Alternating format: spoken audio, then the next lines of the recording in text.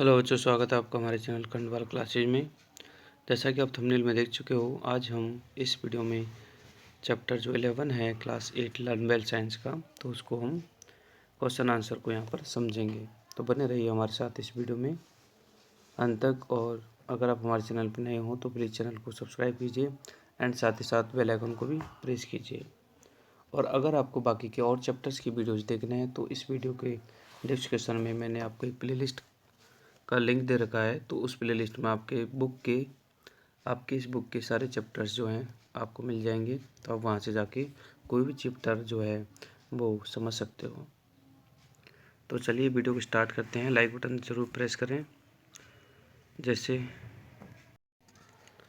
Let us practice का जो पहला क्वेश्चन है, कुछ टाइप के हैं, उनमें पहला क्वेश्चन है हमारा the frictional force exerted by the fluids is. ठीक है, फ्लूइड्स के द्वारा जो फ्रिक्शन फोर्स लगता है उसे हम ड्रैग कहते हैं। Next, sliding friction is less than.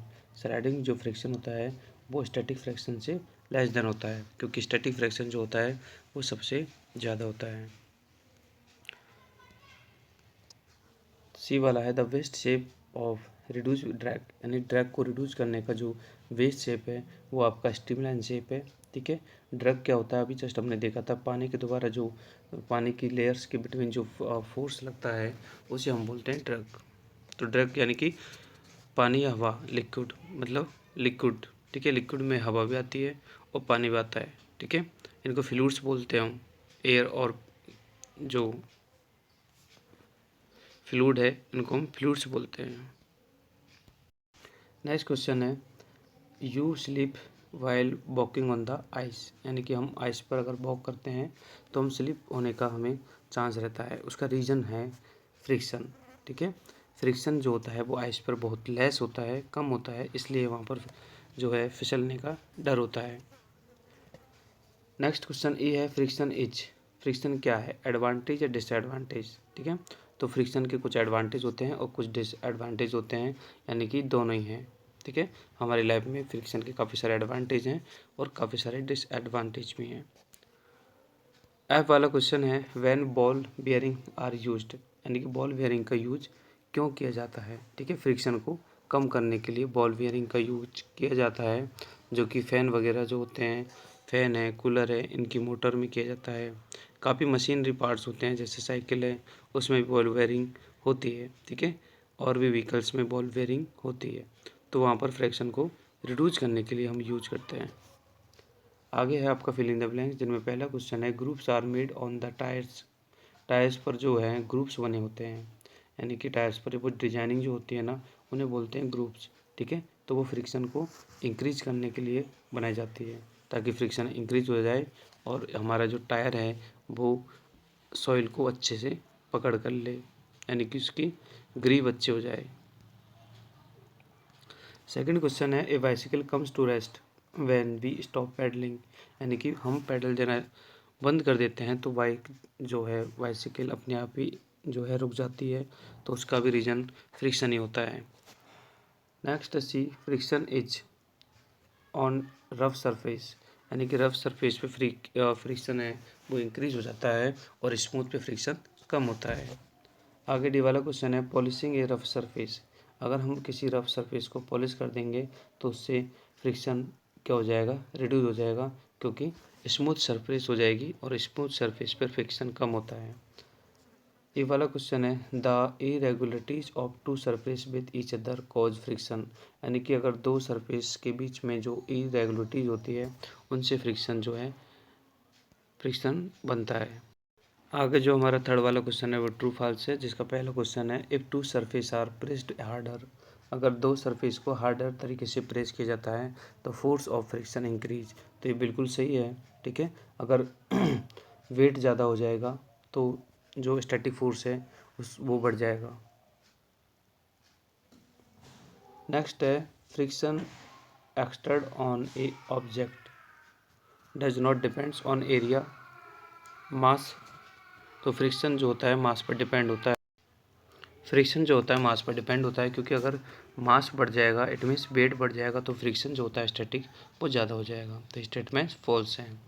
Next है friction does not depend upon the types of surface in contact. तो ये बिल्कुल फॉल्स है, क्योंकि फ्रिक्शन जो होता है वो सरफेस के टाइप पर डिपेंड होता है कि सरफेस स्मूथ है या कोर्ज है, यानी कि रफ है। नेक्स्ट डी वाला क्वेश्चन है, it is easier to roll on a object to slide. तो बिल्कुल सही है, यानी कि रोलिंग से क्या होता है, फ्रिक्शन कम हो जाता है, तो वो ईजियर होता है तो स्लाइड करने के लिए।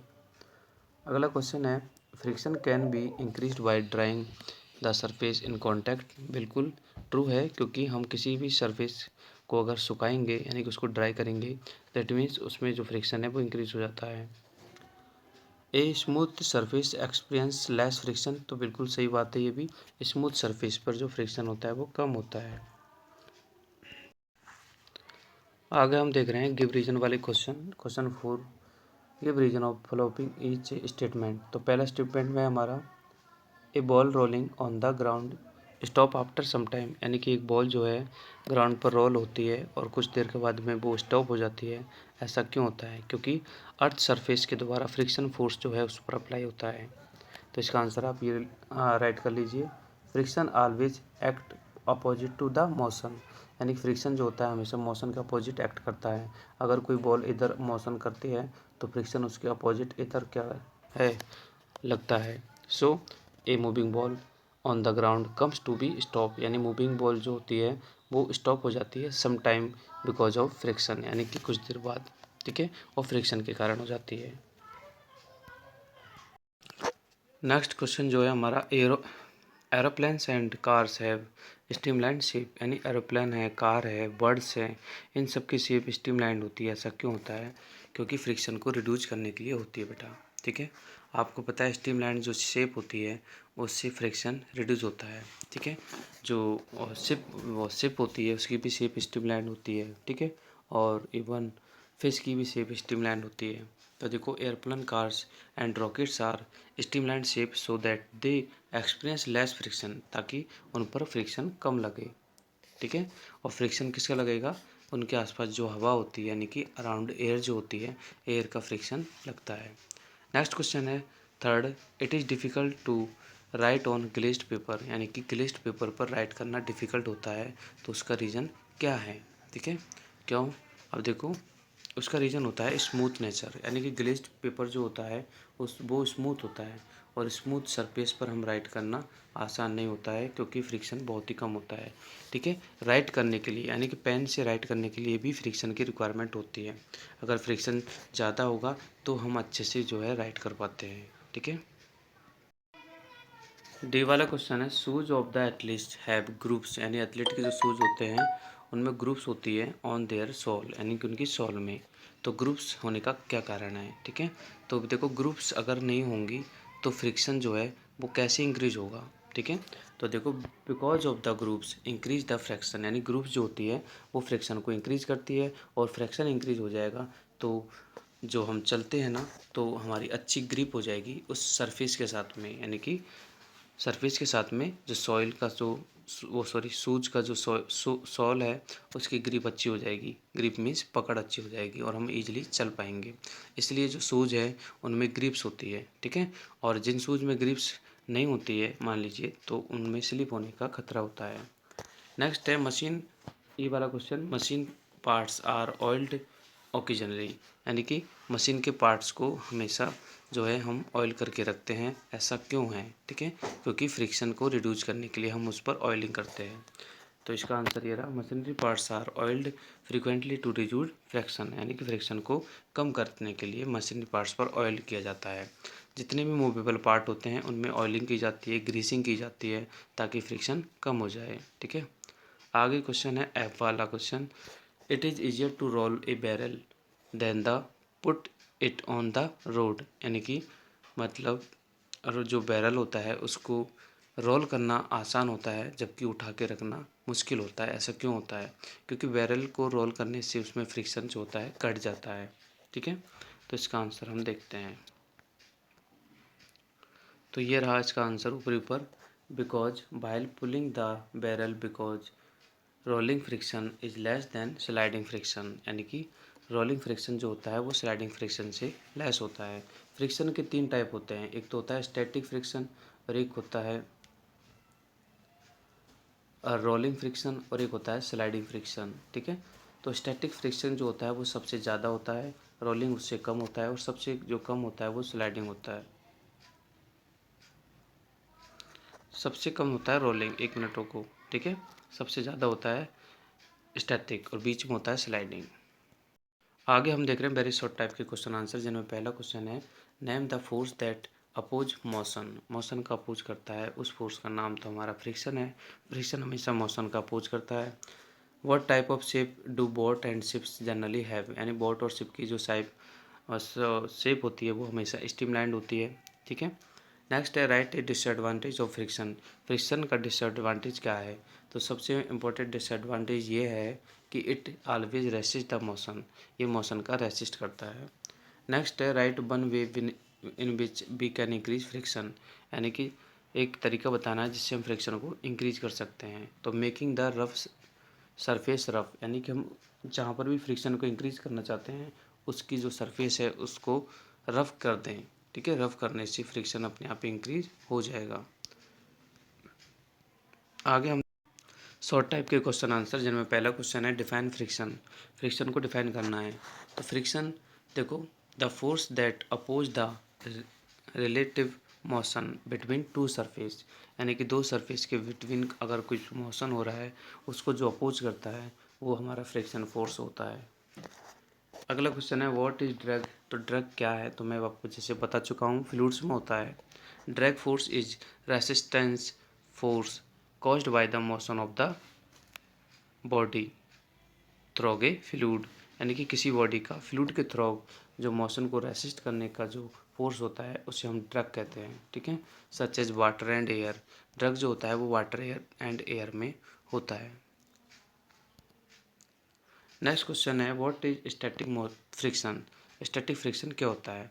ठीक है, स्टैटिक फ्रिक्शन जो होता है वो एक तरह से मतलब जो ऑब्जेक्ट एक जगह होते हैं उनमें होता है, मतलब जो नॉट मूविंग ऑब्जेक्ट होते हैं उनमें स्टैटिक फ्रिक्शन होता है। देखो, static friction is a type of friction force that act on a body when there is no relative motion, यानी कि अगर कोई बॉडी मोशन में नहीं है तो उस टाइम पे जो उनमें फोर्स एक्ट होता है वो हमारा स्टैटिक फ्रिक्शन होता है। ठीक है, और between the object and the surface, जैसे मान लीजिए कोई भारी चीज़ ज़मीन पर रखी हुई है तो ज़मीन के और उस चीज़ के बीच में, ठीक है, जो फ्रिक्शन लगेगा वो स्टैटिक फ्रिक्शन होगा।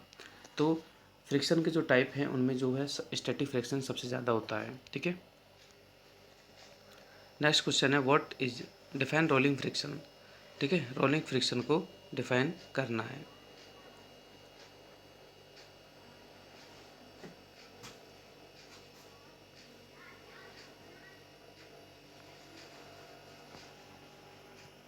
तो देखो इसका आंसर यहाँ से लिखो कि roll it is the force, यानी कि रोलिंग फ्रिक्शन एक फोर्स होता है जो कि रेसिस्ट करता है द मोशन को when a body rolls on the surface. अब बॉडी कुछ भी हो सकती है, जैसे बॉल हो सकती है, टायर हो सकता है या व्हील हो सकता है। अगर किसी सरफेस पर रोल होता है तो उसके उसके रेसिस्टेंस के रूप में जो फोर्स लगता है उसे हम रोलिंग फोर्स कहते हैं। आगे जो क्वेश्चन है वो है आपका on what factors does the force of friction depends, मतलब फ्रिक्शन किन किन पे डिपेंड होता है। तो उसका आंसर आपके नीचे दिख रहा है। फ्रिक्शन जिन जिन चीज़ों पर डिपेंड होता है वो है पहला material of the body. Material of the body in contact, यानी कि जो बॉडी कांटेक्ट में है उनका मटेरियल क्या है, तो इस पर भी हमारा फ्रिक्शन डिपेंड होता है। स्मूथ है बॉडी या फिर हाँ रफ़ है तो फ्रिक्शन ज़्यादा होगा, स्मूथ है तो कम होगा। नेक्स्ट है quality of machines of the surface contact, यानी मशीन की जो सरफेस है उसकी क्वालिटी। नेक्स्ट है presence of foreign matter between the surface, यानी कि उन दोनों सरफेस के बिटवीन कोई फॉरेन मैटर तो नहीं है। ठीक है, उसका भी प्रेजेंस जो है फ्रिक्शन को इंक्रीज कर देता है। और अगला है area of the surface in contact, यानी कि जो सरफेस कांटेक्ट में है उसका एरिया कितना है। अगर एरिया ज़्यादा है तो ज़्यादा फ्रिक्शन होगा, एरिया कम है तो कम है फ्रिक्शन होगा। ठीक है, तो ये आपके शॉर्ट के सभी क्वेश्चन आंसर कंप्लीट होते हैं। नेक्स्ट है explain the cause of friction given example, मतलब फ्रिक्शन के कॉज बताने हैं कि फ्रिक्शन एक्चुअली में क्यों होता है और इसके एग्जांपल भी बताने हैं। तो इसका आंसर आप नीचे देख रहे हो। Friction is caused due to the irregularities, friction जो होता है इरेगुलरिटी के कारण होता है on the two surface in contact, यानी कि जब दो सरफेस कांटेक्ट में होते हैं और अगर इनके बीच में इरेगुलरिटीज होती है तो फ्रिक्शन कॉज होता है। Even the smoothest surface have minor irregularities, मतलब जो स्मूथ सरफेस होता है उसमें जो इरेगुलरिटीज होती है वो बहुत ही कम होती है, एंड जो रफ होता है उसमें इरेगुलरिटीज ज़्यादा होती है। तो दोनों जो होते हैं वो इंटरलॉक हो जाते हैं ईच अदर, मतलब एक दूसरे के साथ में इंटरलॉक हो जाते हैं और जो है फ्रिक्शन को क्रिएट करते हैं। अगर हम एग्जांपल देखें तो जैसे putting sand on the ice, ठीक है, मतलब आइसी जो साइड वॉक है उस पर हम सैंड पुट करते हैं। सैंड हम इसलिए पुट करते हैं ताकि हम उस पर फिसले ना। मान लीजिए चारों तरफ बर्फ़ ही बर्फ़ है तो उस पर चलना थोड़ा मुश्किल है, इसलिए हम उस पर मिट्टी डाल देते हैं ताकि चलना आसान हो जाए। तो जो मिट्टी हमने डाली है वो उसका मतलब क्या हुआ, मिट्टी डालने का मतलब है कि हमने इरेगुलरिटीज़ पैदा कर दी, ठीक है। मिट्टी डालने से इरेगुलरिटीज़ हो जाती है और फ्रिक्शन बढ़ जाता है। नेक्स्ट सेकंड क्वेश्चन है आपका, explain the three types of the friction. Friction के जो तीन टाइप है उन्हें एक्सप्लेन करना है। तो पहला टाइप है static. This type of friction exist between two bodies that are relatively in rest, यानी कि स्टैटिक फ्रिक्शन जब लगता है जब दोनों बॉडी रेस्ट में हो। रेस्ट में मतलब आराम में हो, मतलब जब वो मूवमेंट ना करती हो। Even though an external force is acting on them, तो जब वो रेस्ट में होती है तो उनमें एक एक्सटर्नल फोर्स एक्ट होता है। Before every object sets in motion, यानी कि कोई भी ऑब्जेक्ट अगर मोशन में आएगा उससे पहले उन पर ऑलरेडी एक फोर्स एक्ट रहता है जिसे हम स्टैटिक फ्रैक्शन कहते हैं। Static friction has to be overcome, मतलब स्टैटिक फ्रैक्शन को हम ओवरकम कर सकते हैं, ठीक है। ओवरकम किस लिए कर सकते हैं, अगर मान लीजिए हमारा वेट ज़्यादा है तो ज़्यादा स्टैटिक फोर्स लगेगा और बॉडी का वेट कम है तो कम स्टैटिक फोर्स लगेगा, इसलिए, ठीक है। आगे है स्लाइडिंग फ्रिक्शन। तो स्लाइडिंग फ्रिक्शन स्लाइड के कारण आता है। देखो, it is the opposing force that comes into the play when the body actually slide over the surface, यानी कि जब किसी सरफेस के ऊपर कोई बॉडी स्लाइड होती है तो उनके बिटवीन लगता है ये जो फोर्स लगता है वो स्लाइडिंग फोर्स होता है। फॉर एग्जांपल जैसे wooden block experience sliding friction when it is moved over the flat surface of the table, यानी कि टेबल की फ्लैट जो सरफेस है उस पर अगर हम वुडन जो ब्लॉक है उसको मूव कराते हैं तो वो एक तरह से स्लाइड होता है और वो जो फ्रिक्शन है वो स्लाइडिंग फ्रिक्शन होता है। आगे जो है वो नेक्स्ट आपका रोलिंग है। तो रोलिंग फ्रिक्शन क्या होता है, अगर हम किसी फ्लैट बॉडी पर या फिर किसी बॉडी पर रोल कराते हैं, रोल मतलब लुढ़काते हैं, ठीक है। This opposing force comes into play when one body actually rolls over the surface of the another body, यानी कि जब एक बॉडी दूसरी बॉडी के सरफेस पर रोल होती है तब जाके रोलिंग फ्रिक्शन जो है क्रिएट होता है। फॉर एग्जांपल जैसे रोलर स्केट्स, मतलब जो स्केट्स होती है, ठीक है, जिनको हम पैरों में पहनते हैं और हम रोड पर चलते हैं, ठीक है, तो वो एक तरह से आपका रोलिंग फ्रिक्शन हो जाता है। आगे है थर्ड वाला question, how can be force of friction be increase, यानी कि हम फ्रिक्शन फोर्स को कैसे इंक्रीज कर सकते हैं, ठीक है। तो यहाँ पर तीन मेथड मैंने बता रखे हैं। एक तो बाय इंक्रीजिंग रफनेस, यानी कि अगर हम रफनेस बढ़ा देंगे किसी सर्फेस की तो अपने आप ही क्या है फ्रिक्शन इंक्रीज हो जाता है, ठीक है। जैसे टायर में होता है, टायर को ट्रीटेड किया जाता है ग्रुप्स के द्वारा, यानी टायर पर ग्रुप्स बनाई जाती है, ठीक है। और ग्रुप्स इसलिए बनाई जाती है ताकि फ्रिक्शन इंक्रीज हो जाए, और फ्रिक्शन इंक्रीज होने से जो है जो टायर की ग्रिप है वो अच्छी हो जाती है, यानी मजबूत हो जाती है। सेकंड है बाय ड्राइंग द सरफेस, यानी कि किसी सरफेस को ड्राई करके, यानी कि सुखाकर, ठीक है। Drying the surface is another way to increase friction, यानी कि अगर हम किसी फ्रिक्शन को इंक्रीज करना चाहते हैं तो हम उसकी सरफेस को ड्राई कर सकते हैं।